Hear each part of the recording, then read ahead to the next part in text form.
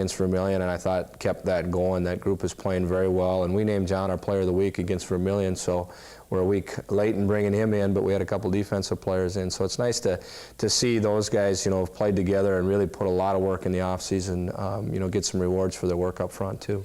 Now, with the short amount of time you have to prepare for the season in the preseason camp, you're probably still putting stuff in the first few weeks of the season, especially since they're non-divisional games and you don't get as many points for wins there as you do for divisional games. Where are you at as far as putting the offense in? You know, it's interesting because we've done it a couple different ways, and this year we really tried to put just about everything that we thought we might want to run later in the year in during preseason. Now, when we got into our first game week, we trimmed down a little bit and took some of that out, and now it's kind of a trick each week to look at the defense we're playing and our offense we're playing and try to pick out which of the things we think are going to be the best. But nothing should be totally brand new for us now. Hopefully, we've at least had, you know, something pretty similar in the offense, and then it's just you know, tinkering with it a little bit to make a game adjustment.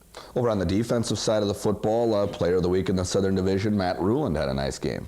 Yeah, you know, Matt's a freshman from Eden Valley that's played very well. He's leading us in tackles on the season. He had a great forced fumble against Northland here, which we'll see on tape in a bit, and he's just a very active player. He goes sideline to sideline very well. He's not as big as Mulder inside, Josh Mulder, but he really runs to the football and has got a good knack for where the ball is at and avoiding blocks. And you know, as Matt gets stronger and stronger, he's going to be just a real good football player in our league. What did you see offensively this last week? Well, we saw a wing tee offense from Northland, which was a little different than a lot of the college offenses we see, but they were, from the stuff that we saw them on film, they were fairly formation tendency, so, you know, based on one formation, they really like to run one or two plays out of each formation, and I think our players did a good job of recognizing that, and we had some checks where, based on a formation, we would get into a certain defense, and I think that worked real well for us. So sometimes defenses, you know, they're guessing along with the offense, and if you, like you say, can see tendencies and can beat them to the spot before the blockers get there, always beneficial. Were you right on those defensive calls most of the time? Yeah, for the most part. You know, anytime you do that, where you put some, we call them automatics, where if let's say we call a defense in the huddle, and the offense comes out in a formation that is one of our automatics, if they're in, let's say, an unbalanced set, which they did a lot, we checked automatically. We changed our defense on a line of scrimmage to one that met that formation. And so, yeah, it gives the players, you know, a couple things to look at. They recognize right away, based on this formation, they're either going to run this play or that play. This is the defense we want to play against it. And then we drill it hard all week, and it just becomes second nature. At least in the wing tee offenses that I've seen at the high school level and so forth, the passing game 90% of the time is sprint left, sprint right, and they cut down the field. Does that play into your hands a little bit as far as in your secondary coverage? Well, you know, it can, although you're going to see on tape here that they did a pretty good job. You're right, Todd, in the wing tee stuff. It's usually a lot of bootlegs and that, and moving the pocket out one side to the other. Their quarterback had a pretty strong arm, and he threw back against the grain a couple times and actually got one touchdown on a weak side corner pass that we overplayed a little bit too strong to the side that he rolled to. So yeah, it can, you know, it can play in your, if your coverage is rolled to that side, but you have to stay home on the backside too. How about injury-wise? How'd you come out of there? Knock on wood, Todd. We're very healthy, and I think that's been a key to our success too. We lost Peter Newman, a backup fullback here from Wilmer, to a knee injury earlier in the year, and then we've had some players with some nicks that are going to miss a week or so here and there, but we haven't had a starter miss any game time yet, and I think that again has been a real critical part to our success. So 3-0, healthy, ready to go, ready to get ready for Southern Division play. Before we do that, though, let's take a look at the first half highlights from their victory against Northland. Coach, kind of run us through the plays here. Sure. It's our first series, actually our first play of the game. Run a little weak side isolation play to Matt Fiedler, and Matt had a lot of those types of carries, a lot of 10 and 12-yard carries. And this is our first touchdown. Again, we're on a 3rd and 10. We get real good pass protection, and Josh Kavanaugh not only makes the catch, but is bigger and stronger this year and is able to take some of those hits and bounce around and gets in there for the score. I really liked how Hoffman stepped into that throw. He didn't have any questions about stepping up in the pocket. Right, and Adam has been playing very well. This is a little mistake he makes here. Their linebacker, we stopped him, and then on 3 plays right after our first touchdown, and unfortunately threw a touchdown arm back to them. He's completing a lot of passes. It just happened to be the one going the other way. But here's the second one to Josh now. Same play. Came back to it on the next 3rd and long situation we had, and we're able to get it again. So those two have hooked up quite a few times. I think Kavanaugh's a little over 20 receptions now and a lot of yards. I think he's 2nd in the league in receiving. And your team has had some good receivers over the last few seasons. Yeah, and Josh ranks right up there. We want to show our extra point stuff, Todd. We're 10 for 10 on the year in extra points, and Ed Edelbach, who's doing our kicking for Mean Valley, he wasn't even their varsity kicker in high school, but he's a really good athlete, and he got to go on this fall, and really has been a neat addition for us at that kicking spot. And our coverage has been good. We're real happy with our special team stuff. Here's that sprint out we were talking about. Yeah, and here's the strip by Ruland. You can see he got the hand in there and pulled it out, and that's fun to see because we work pretty hard on that during practice. We'll take segments of practice and just work on causing fumbles and recovering fumbles, and we get one, and then Fiedler here scores on a little inside trap play. And this is then our 3rd score. I guess we go up 21-6 here. And good pressure again, and that seems to be kind of a theme. Not quite as much pressure last week, but certainly the first week you had. Yeah, we get a couple plays by Josh Mulder here in a row. He gets a great hit on the quarterback there on the extra point play. They had scored a long pass there, but Mulder had the sack on the previous play and then the good hit on the extra point play there. But yeah, pressure is, no question, Todd, a critical part in our defense. We'll counterplay to Fiedler here. You can see again, Matty's been running extremely hard and breaking a lot of tackles. And he's a guy that comes out, he runs pretty high after a game. You'll see he's pretty beat up, he's pretty bruised, but he gets a lot of tough yards. Play action pass to our tight end, B.J. Gunderson from Dawson. That's B.J.'s first college catch, so it's fun to see him get involved offensively.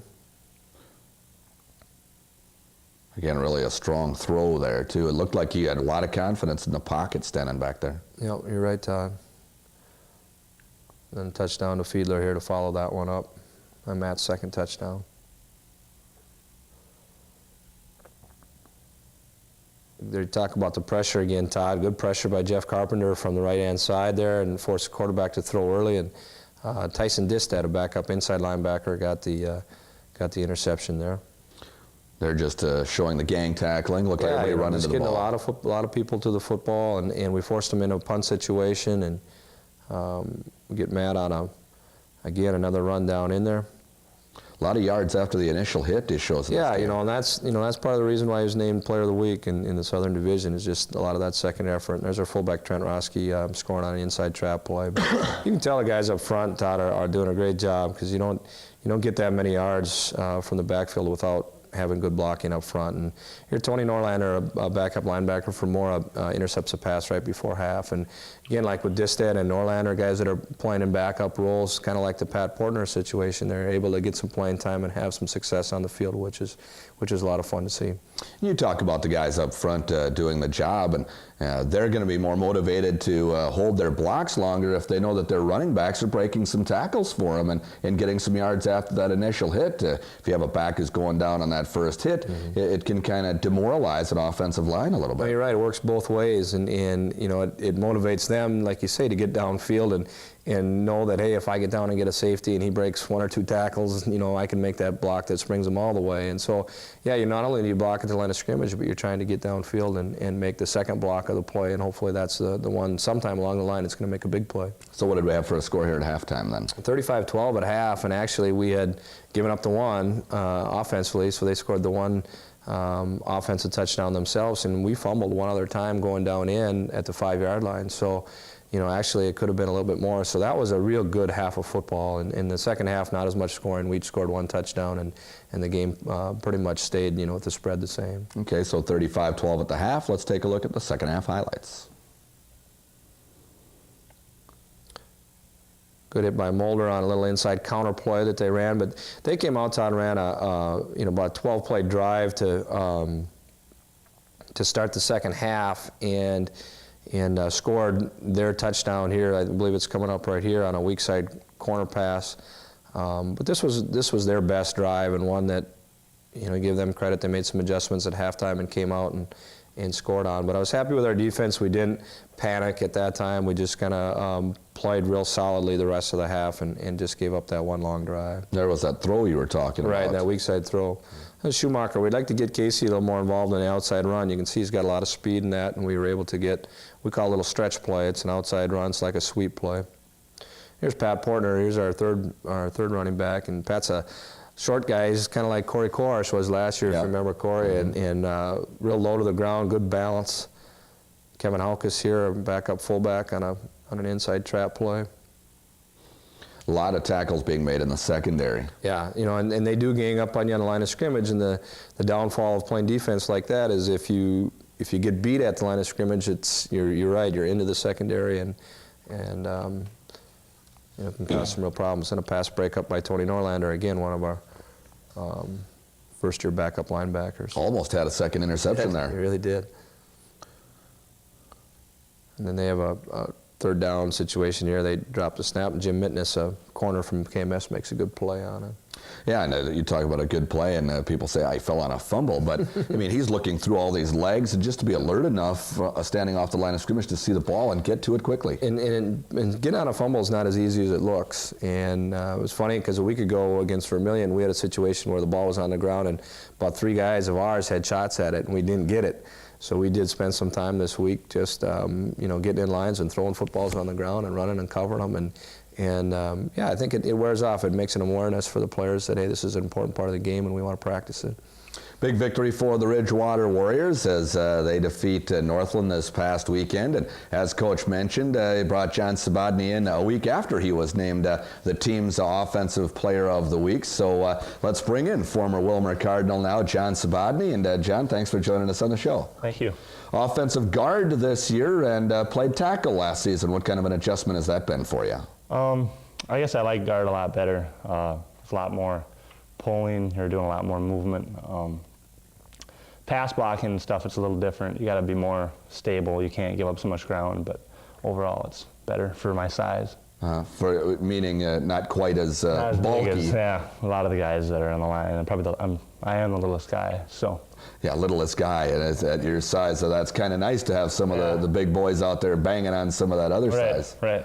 Now, what do you like best about guard position? You talked about you like the movement more and stuff. Do you like to get around the outside, maybe size up a little cornerback for some punishment? Well, them are probably the toughest blocks pulling. Probably when you can pull down the line of scrimmage, and when a guy's coming across the line and he doesn't see you coming, and they're nice blocks. But getting downfield, they can be tough blocks too. But overall, just the movement itself, it's just a nice change. Now, we were talking about Fiedler at the running back position and how hard he runs. Does that inspire you as lineman to work a little harder for him? Yeah, Fiedler's a really good running back. And anytime you got good backs, I mean, makes you look better too, because, if he gets a 7-yard, 8-yard carry, well, the line's doing the job, but are they, So. Yeah, well, that's good. An offensive lineman who's a little modest, too. Sometimes I've talked to linemen, and a little running back wouldn't get a yard if it wasn't for them.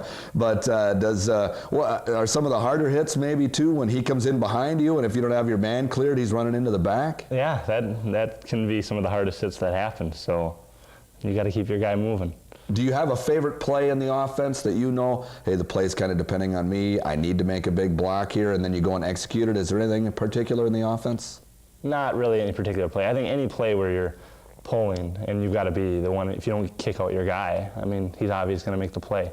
So anytime there's a play where you're pulling down the line of scrimmage, I think that's probably the play you get up for, because you know that it's going to be kind of the spotlight on you, and if you don't make the block, well, the play's going to blow up. So. Now, if you're putting together an offensive game like you did this last week against Northland, 35 points at the half, do you start to get a sense, looking across the line of scrimmage at the man you're going to block, or are you kind of giving them, wait right here, I'll be right back kind of a thing? Do you kind of sense that there's a little fear in their eyes at times? Sometimes. I guess that was more, in high school, you noticed that a lot more. Not so much up here, I guess. In high school, I noticed that a lot. Actually, we didn't get too many big leads in high school. Our teams weren't always that great, but it doesn't happen that often in college, from what I've noticed. Nice to be 3-0 though, that's yeah. for sure. Yeah, it's nice. It's a lot of fun being on a winning team. It makes going to practice a lot better when you know that you're winning on Saturdays. Big win against Vermilion a couple of weeks ago. That had to make everybody feel good. Yeah, for the sophomores, that was real big because last year they beat us pretty bad. It was pretty humiliating. I don't think we have like 6 first downs the whole game. So to have them come here and beat them and make them drive home, that was pretty bittersweet. What's the difference between being a sophomore offensive lineman and a freshman? Are you a lot more comfortable with the offense? Yeah, you're more comfortable with the offense, and I mean, Jason Ostendorf, he's from Wilmer too, so I played with him in high school, but he's the only freshman on the line, and you know everybody. You know what I mean? You can talk to him. I mean, when you're a freshman, you don't really know everybody, and you're not real comfortable talking like all the guys on the line because you really don't know the guys. So this year, we know each other, and we kind of know what to expect, and it's just a lot better, a lot higher comfort. Fergus Falls coming up. That's always a big game. Yeah. From the coaching staff, sounds like they don't like Fergus Falls too well. It doesn't. It's a division game, so you got to look at it as it's like the coaches always emphasize. It's twice as important, really, as a Northern Division team. So you've got to. I mean, we're 3-0. We can't let up now. Do you want to run the football at him? Is that what you like to do best? Yeah. I mean, if you can run the football, the passing game works so much better. Last year at the end, we had to pass so much, and because we weren't running the ball effectively, and it makes it so much harder on the receivers and the quarterback if the defense is just keying in on the pass. So hopefully we can keep running the ball. Beat Fergus last year, didn't you? Yeah, we beat Fergus last year. So. It was a pretty convincing win too, wasn't it? No, we beat him at the end. Blom returned that. That's right. Yeah, so that's right. That was a pretty tense game. So how's practice? How's the body? Feeling pretty good? A little beat up? I had the flu last week, and then I hurt my hip and my ankle. So I'm pretty beat up, but I'll make it. It's part of it. So. You get to walk around campus and kind of limp, and the girls kind of like that a little bit.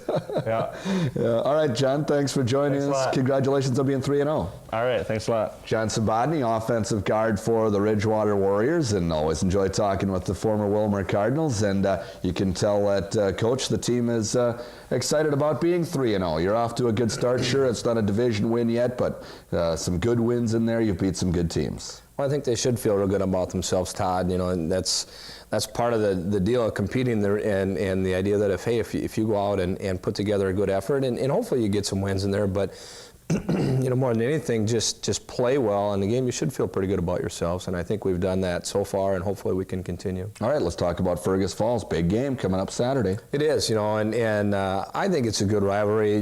John was joking that the coaches probably make it more one than it is, but it is because we know their coaches very well, and I think it's like a player too. You get some competitiveness against people. You really feel like, hey, this is a fun one to win. But we recruit, and probably that thing that happens, we recruit a lot of the same players. It's why we run into them more than anybody else, especially when we go north and you get along I-94 and Highway 55. On some days, Lloyd Denzies and their head coach and myself are following each other to the same school. So, yeah, it is. It's a competition there for us as a coaches too, but at the same time, hopefully it is with the players. They're going to see a lot of the players, especially the West Central players, the West Central Conference players, are going to see a lot of guys that they are familiar with from high school. So it's fun to be able to see those guys again and play against each other at the college level. Where do you need to have success to beat Fergus Falls on Saturday? Well, John touched on a little bit. The running game makes everything much easier, and if we can run the football, which hopefully we can, I think that'll be a big key for us. And they're going to throw it a lot, so we got to play good pass defense. Hopefully we can get pressure on them. I think we can. I think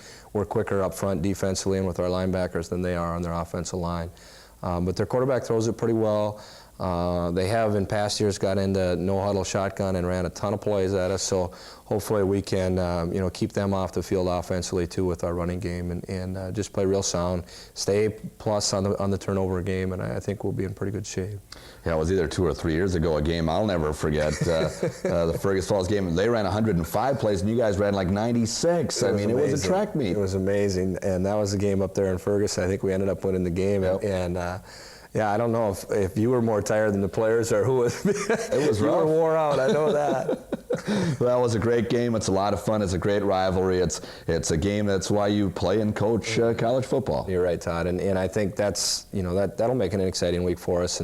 But like John said too, he made a good point. Is hey, it's a division game that they all count as 2 points now. The Division I's going through the rest of the way, and let's play well in it, and let's keep this thing going. 1:30 Saturday afternoon. Yeah, at Fergus. At Fergus Falls, 1:30 Saturday afternoon. Ridgewater 3-0 so far on the football season. And Coach, thanks for joining us again here on the show. Good luck this week. Thank you. Head coach John Vrah of the Ridgewater Warriors, John Svobodny, guard for the Warriors as well, have been our guest today on the Warrior Football Show. 1:30 Saturday, they take on Fergus Falls. Also, don't forget at 10:05 on KWLM, 1340 AM. We'll talk with Coach Vrah once again, a little more in detail about their game against Fergus Falls coming up this week on the Talking Football Show. 10:05 Saturday mornings on KWLM. I'm Todd Brigette. That's going to do it for the Warrior Football Show 98.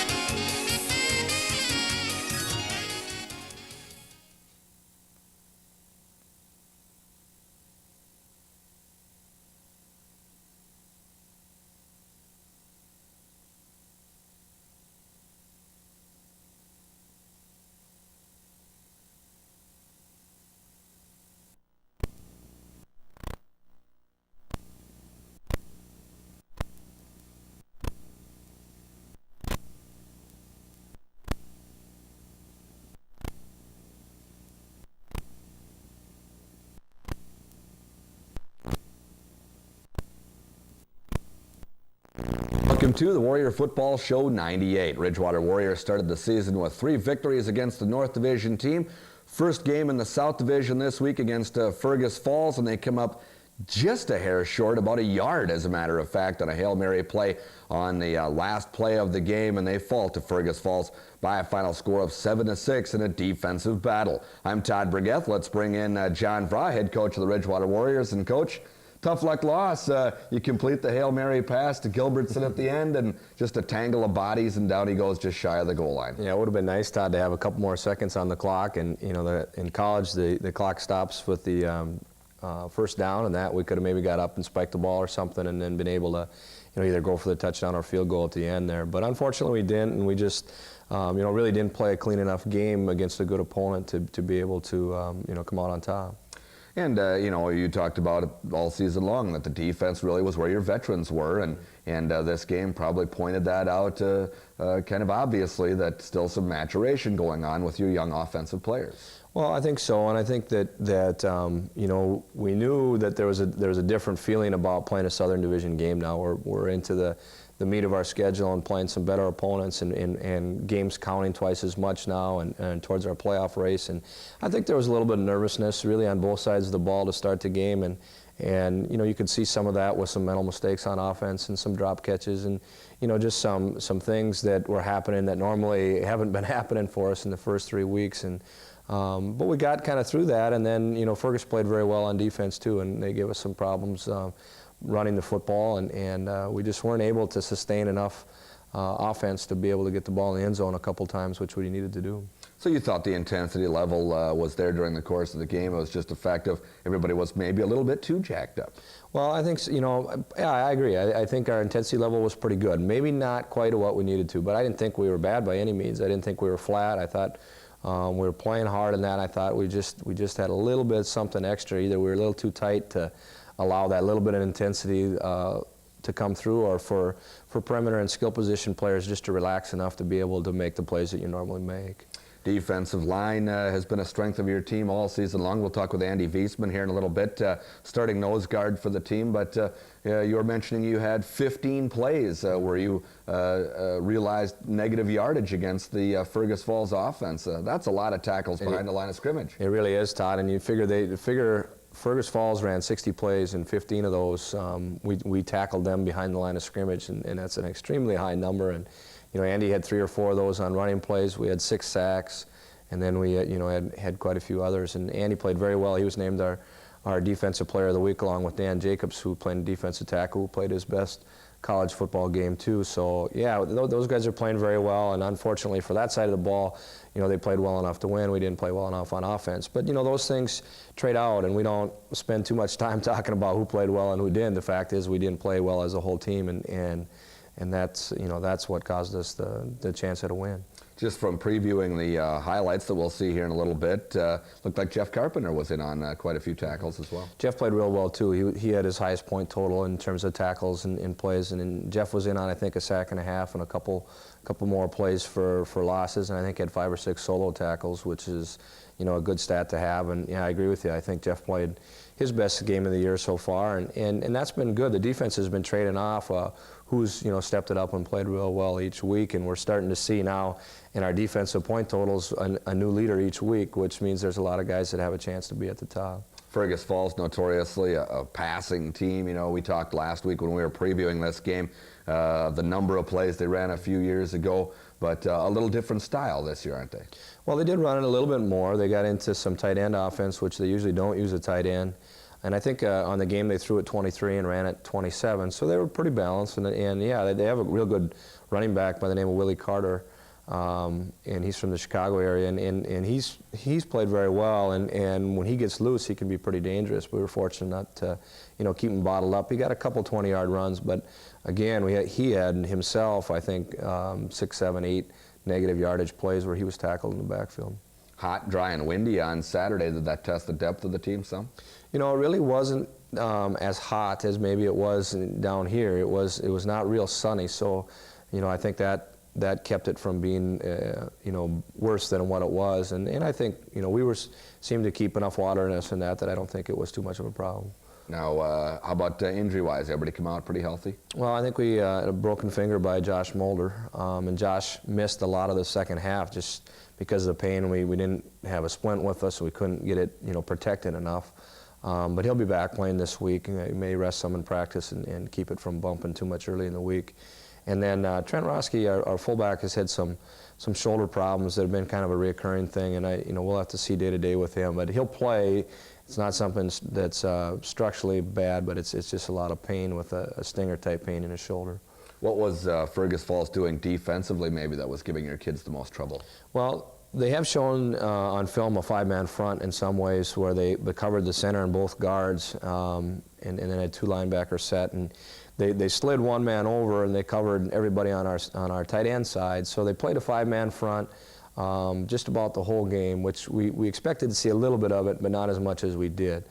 And so they were committing 7 people right up on the line of scrimmage to our running game, and when you look at the numbers of it all, we have 5 offensive linemen, a tight end, and a fullback possibly, so we're 7 on 7 at best, and that's a tough scheme to run into. So we chose to try and throw it a little bit more, and for the most part we were pretty good, but we went through a stretch in the second half where I think we went I don't know, 10, 12, 13 pass attempts without a completion, and really weren't able to put together any long drives. Was that pressure on the quarterback causing some of that? Did they do some blitzing? Yeah, they did, Todd, and Adam had probably more pressure this week than he has all year, and I don't think it was so much a question of protection that was bad.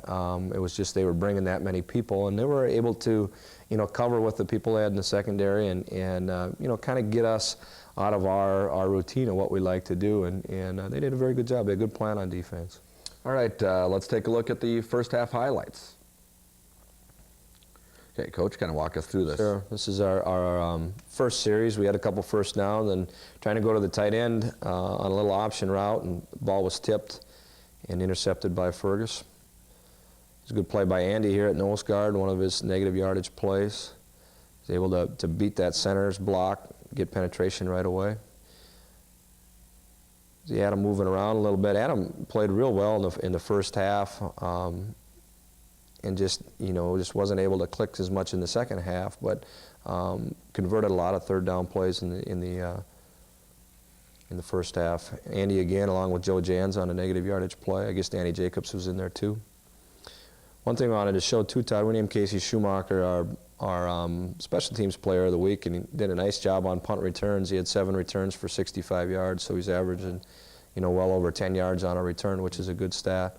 That was a great catch on that one, too. Yeah, tough catch on the run. It's a little bit later now in the first quarter, and we just had a miscue here. We turned the ball over. You can see a couple turnovers, excuse me, early to Fergus. Fortunately, we played pretty good defense. We get pressure by Carpenter here and a interception by Mulder. So we traded turnovers back and forth, and the score was 0-0 going all the way into the fourth quarter. Sprint out pass, Jason Gilbertson down the sideline. Boy, that was a nice throw on the run. Real good throw on the run, and then we get it down in there, and this is a interception we thrown out on the end zone. And I think Adam in a game or two, or maybe even next game, and for sure next year is gonna know just, hey, if we don't have anything, we got to throw that ball